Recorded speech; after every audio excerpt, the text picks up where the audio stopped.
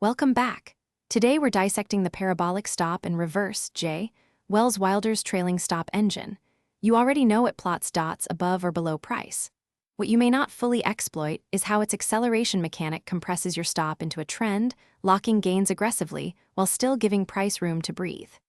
Used correctly, SAR is less an entry tool and more a discipline tool, a rule-based exit you cannot rationalize away. Here's the formula. Today's SAR equals yesterday's SAR plus the acceleration factor times the difference between the extreme point and yesterday's SAR. The extreme point is the highest high of the current uptrend or lowest low of a downtrend.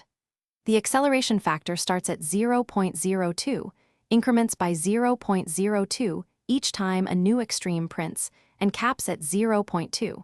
That cap is your sensitivity dial. Dots below price signal an active long trend, dots above signal a short trend. Notice how, early in a move, the dots trail loosely, giving price slack. As new extremes print, the acceleration factor ratchets up and the dots curve toward price. That curvature is the parabolic shape the indicator is named for, and it's the reason SAR tightens hardest precisely when momentum is strongest. When price crosses the SAR, the indicator flips. The new SAR resets to the most recent extreme point of the prior trend, and the acceleration factor resets to 0.02. This is the stop and reverse logic. Every exit signal is simultaneously an entry signal in the opposite direction. For most traders, that's too aggressive. Use the flip as your stop, but require independent confirmation before reversing.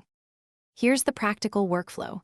You enter a long using whatever system you trust. Place your initial hard stop below structure. Once price extends and SAR catches up above your structural stop, you transition to the SAR as your trail. Each bar, you ratchet the stop only in the direction of the trade, never against it. When a dot prints on the opposite side of price, you're flat. No debate, no hoping. The default 0.02 step and 0.2 cap suit daily charts on liquid instruments. For higher timeframes or lower volatility names, drop the step to 0.01 for a looser trail. For intraday scalping on fast tickers, raise the cap to 0.3. Backtest the parameters against your specific instrument. A tighter cap exits sooner and gives back less, but whipsaws more frequently in choppy regimes. Here's Apple on the daily chart. Watch how SAR rode the sustained uptrend, tightening into each acceleration phase, then flipping cleanly on the reversal. Notice also the choppy section where dots oscillate above and below price within a few sessions. Same indicator, very different outcomes. The trend phases pay, the consolidations bleed. That asymmetry is the central trade-off you're managing. 3 genuine strengths. 1, it's unambiguous. A dot is either above or below price, no interpretation required. 2, it auto-adjusts to volatility through the acceleration factor, tightening as moves extend. 3, it removes the emotional decision of when to take profits, which for most traders is the single largest leak in their process. SAR is a rules engine, and rules beat feelings over a long sample. Now the weakness, and it's a big one. SAR assumes a trend exists. In sideways markets, price oscillates across the dots repeatedly, generating flip after flip.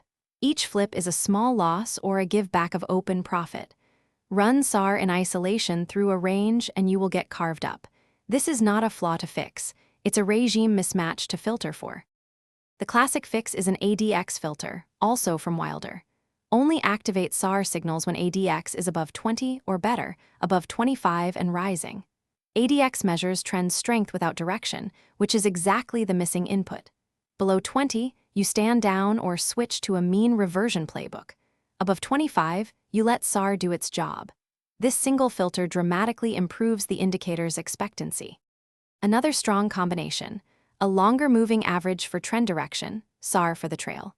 Only take long SAR signals when price is above the 200-period EMA, only take shorts below. This biases you toward trades aligned with higher timeframe structure, and it eliminates a huge portion of the counter-trend flips that hurt performance. Confluence is not redundancy, it's filtering uncorrelated noise. 3 pitfalls to avoid. First, do not use SAR as a standalone entry trigger. The flip lags and the entry is often into exhaustion. Second, do not override a flip because the move looks like it will resume. That defeats the entire purpose of a mechanical trail.